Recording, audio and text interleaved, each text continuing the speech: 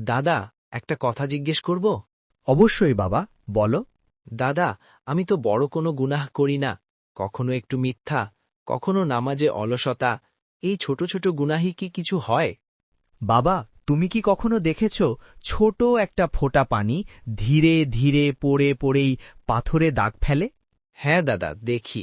ঠিক তেমনই বাবা, একটা ছোট গুনাহ যদি বারবার করা হয় তাহলে সেটা আর ছোট থাকে না। কিন্তু দাদা, সবাই তো বলে ছোট গুনাহ আল্লাহ মাফ করে দেন। আল্লাহ খুব ক্ষমাশীল, কিন্তু সমস্যা হয় তখন যখন মানুষ গুনাহটাকে ছোট ভেবে গুরুত্ব দেয় না আর তওবা করে না। তাহলে ছোট গুনাহ বড় হয়ে যায় কিভাবে? যখন একই ভুল বারবার করি, লজ্জা থাকে না, মন শক্ত হয়ে যায় আর আল্লাহকে ভুলে যাই, তখনই ছোট গুনাহ বড় গুনাহে পরিণত হয়। দাদা, আমি তো কখনো কখনো বলি, একবার হলে কি হবে? এই একবার থেকেই অনেক সময় সারা জীবনের অভ্যাস তৈরি হয়। তাহলে দাদা, আমাদের কি করা উচিত?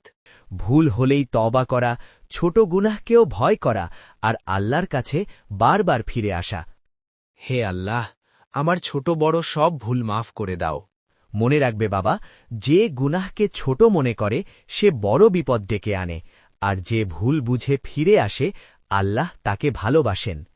ছোট গুনাহ ছোট থাকে না যখন তওবা ছাড়া জমে যায়।